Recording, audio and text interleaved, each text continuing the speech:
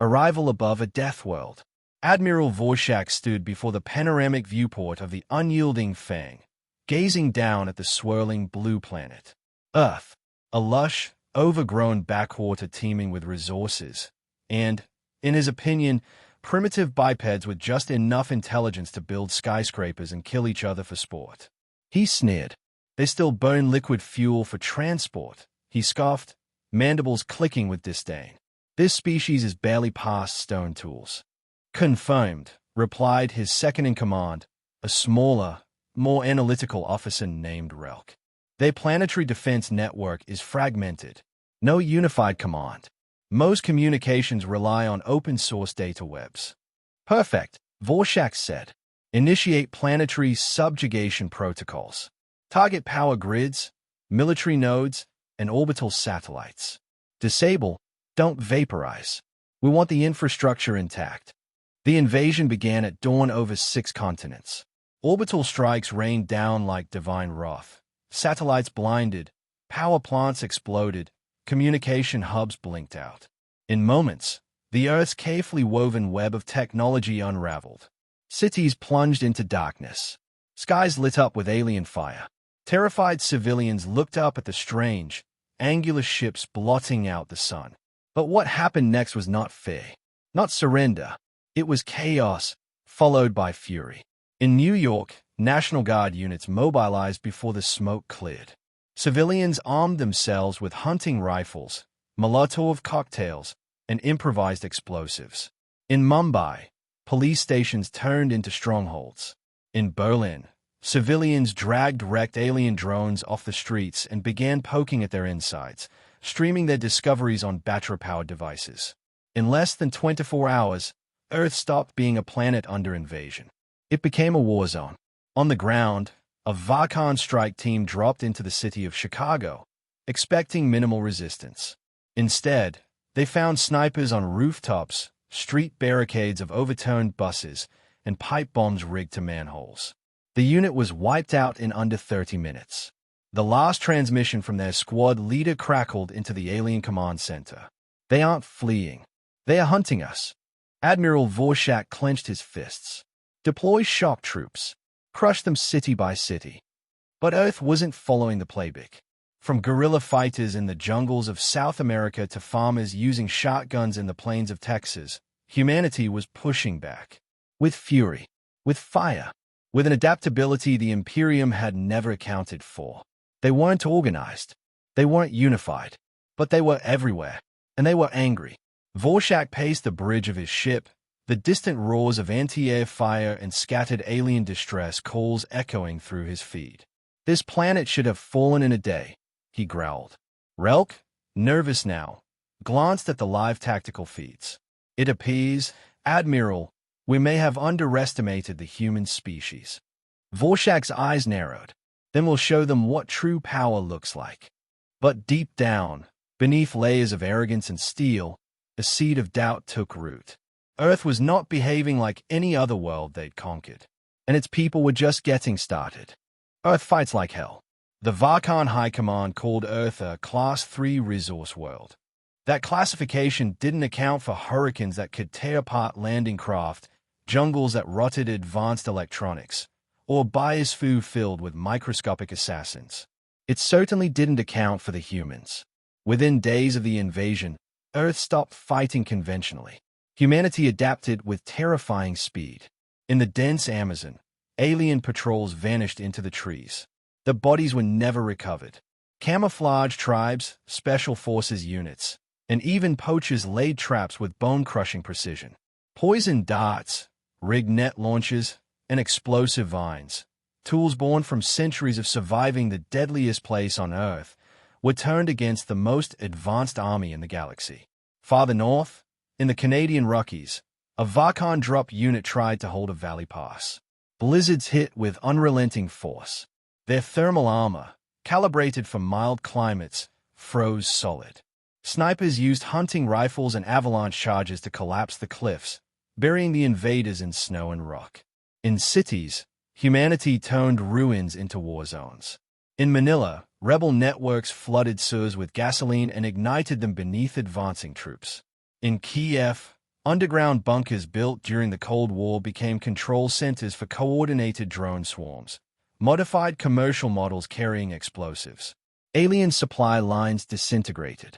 Ambushes came at night, at noon, from rooftops and riverbanks, from teenagers with slingshots and old veterans with World War II rifles. Admiral Vorshak stared at the casualty reports with growing disbelief. 50% loss in one jungle sector, he hissed. This is a tribal planet. Relk adjusted the tactical display, showing heat maps where resistance flared red-hot across every continent. It's the terrain and the unpredictability of the humans. They use everything. Terrain, weather, even our own tech. Indeed, human scavengers had begun harvesting alien armor and weapons. In Lagos, a team of mechanics wired a disabled Walker's plasma cannon to a car battery and mounted it on a school bus. They called it Thunder God. Elsewhere, Earth's ecosystem became an accidental ally. Varkon medics, bred in sterile habitats, had no resistance to Earth's pathogens. Common colds evolved into lethal infections. A bite from a mosquito led to seizures. Spores in rainforest air corroded breathing filters. Worse, the invaders began to fear the darkness. Recordings from helmet cams showed human fighters emerging from shadows, attacking with surgical precision, and vanishing before counterfire could land. One Varkon commander's final log ended with a whisper. They fight without pattern, without fear. They laugh as they burn. Burn they did. Fuel depots, alien command centers, and even downed Varkon ships became infernos lit by human hands. The war wasn't fought on battlefields. It was fought everywhere. In homes, in forests, in alleyways. And always with fire. What the Imperium called savagery, Earth called survival. What the aliens saw as desperation, humans knew as resolve. And as the Varkon war machine buckled under the onslaught, it became clear. This was no harvest. This was a reckoning. Humanity strikes back. The first Varkon ship to fall from orbit wasn't shot down by missiles or intercepted by jets. It was hacked.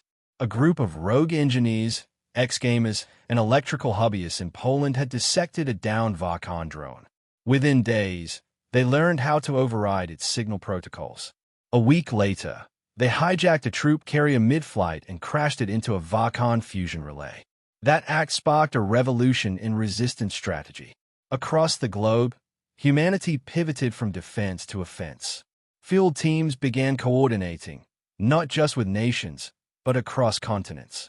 Signals were routed through buried fiber lines, coded radio bursts, and even laser pulses between mountaintops. In Denver, an underground tech collective reverse-engineered an alien plasma rifle into a shoulder-mounted railgun. In Seoul, AI engineers built predictive programs that tracked alien patrols with eerie accuracy. By the third week, Earth's armies weren't reacting. They were hunting. Admiral Vorshak stared at the reports flooding his command board. Red indicators blinked across every sector. One of his lieutenants approached, eyes wide with disbelief. They've stolen one of our destroyers. What? Vorshak snapped.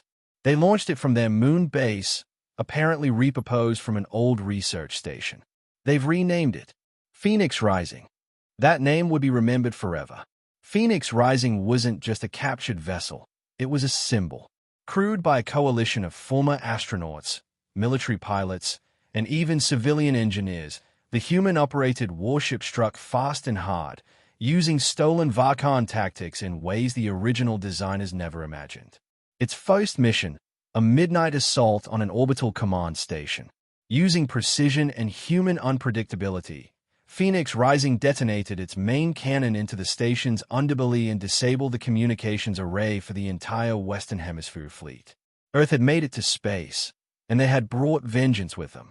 Below, humanity struck back with fire and fury. In the ruins of Tokyo, a network of ex-samurai reenactors and combat veterans used silence and blade to dismantle alien search parties. In the savannas of Kenya, Maasai warriors riding motorbikes used spears modified with plasma tips to raid Varkon outposts. It wasn't just resistance anymore.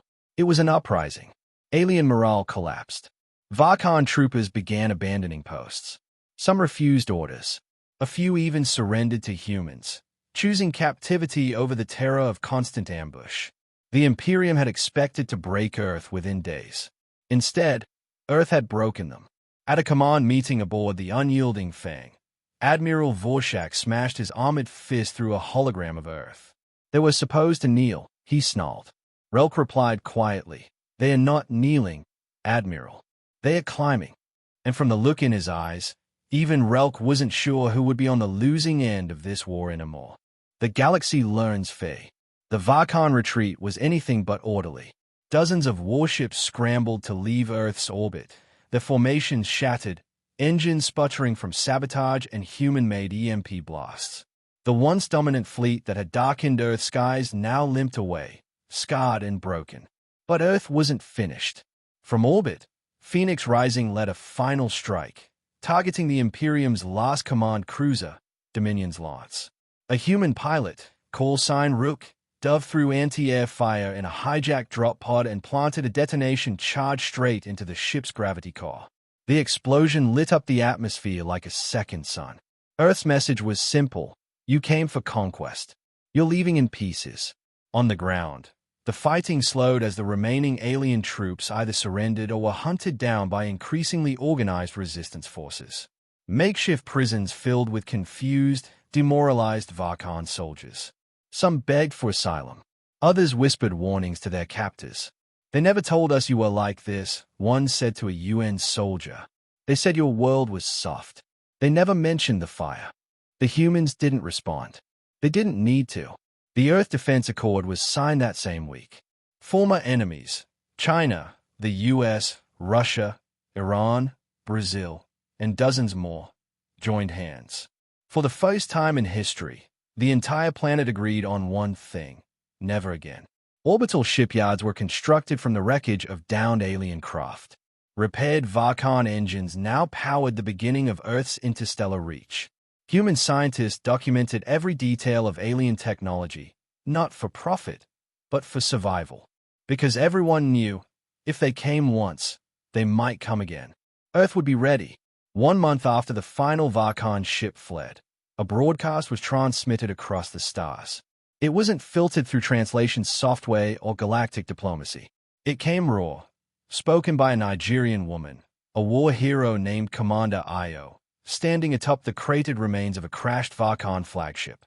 To any empire, alliance, or federation watching, this is Earth. We didn't ask for war, but we won't run from it. We're not prey. We're not property. We are survivors, builders, and if pushed, destroyers. Come again, and we won't stop at defense. We will come for you, and we'll bring hell with us. That message echoed through deep space. 1,000 light-years away, in a quiet chamber within the galactic conclave, a counselor replayed the footage for the 5th time. No one spoke. The file was labeled Deathworld Threat Classification, Human. Varkan survivors, those few lucky enough to return, spoke of nightmares, of forests that swallowed squads whole, of skies that burned, of creatures that laughed while bleeding and never gave up. And most of all, they warned of a species that didn't just resist conquest. They made you regret trying. The galaxy had learned a painful truth. Earth was not ripe for conquest. Earth was a warning.